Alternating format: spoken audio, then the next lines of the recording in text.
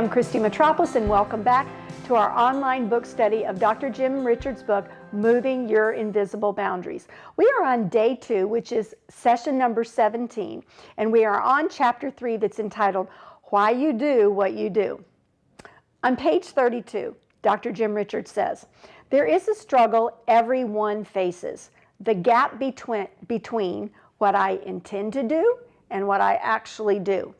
Remember, the thoughts of the heart are more about your life paradigm, which is the direct expression of who you think you are. We usually blame the actions of the other party for our behavior, but the truth is, our unplanned behavior is always the product of the deep thoughts that drive our behavior. So what I want you to ask yourself today is this: do I have good intentions that I don't follow through on?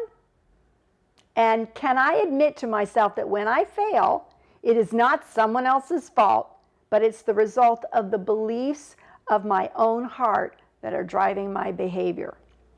Now, I understand it's hard for a lot of people to admit that they're wrong, or admit that, they have good intentions, but they don't follow through. And that's why they haven't gotten the promotions, or that's why they're not in a relationship with somebody, or, whatever it is. That's why they haven't, saved up money. I mean, people have good intentions. Yes, I'm going to save money. But then everything that comes in, they spend. And then they wonder after 5, 10, 15 years, why don't they have any savings? It's because they had good intentions, but they didn't follow through.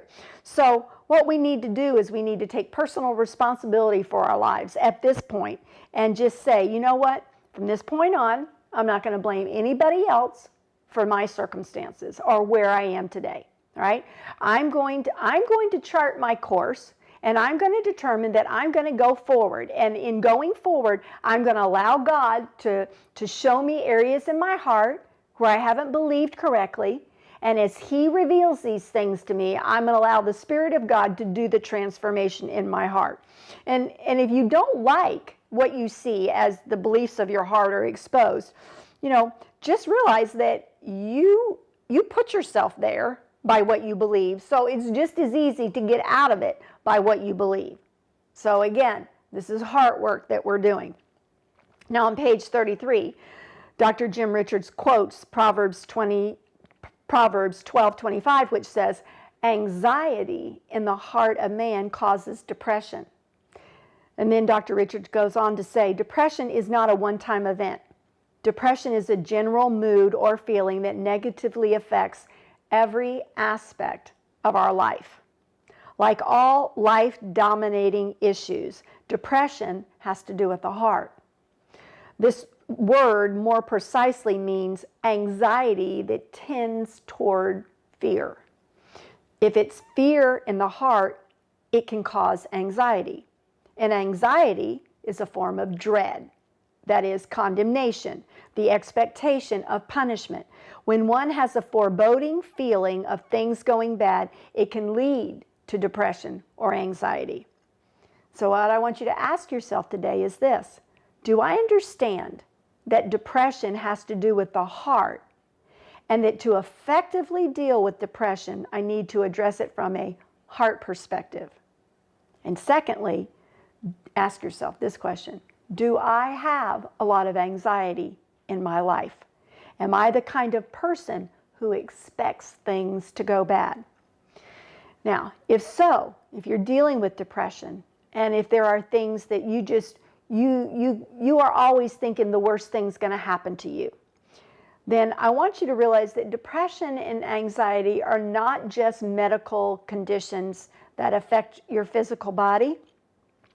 The source of anxiety and depression are issues of the heart.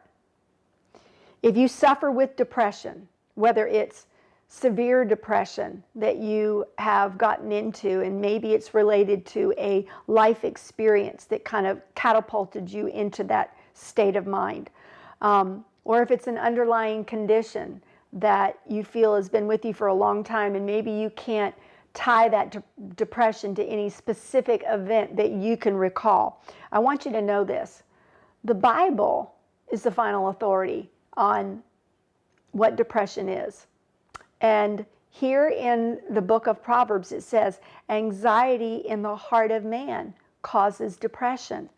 So if you can get rid of the root of your anxiety and you can deal with it on a heart level, then you can be free from all of the negative feelings and all of the emotions that come with depression. I'm not, belittling the people that suffer with depression, and I'm not saying that it's not, sometimes a clinical issue that people feel the need to get help for. But what I am saying is, if you can recognize and realize that all the depression or all the anxiety in your life really has to do with something that's going on in your heart, and you know that if you turn this over to the Lord and you just ask Him to help you deal with the root problem, I believe that you can be set free. So, until next time, this is Christy Metropolis reminding you that you can move your invisible boundaries.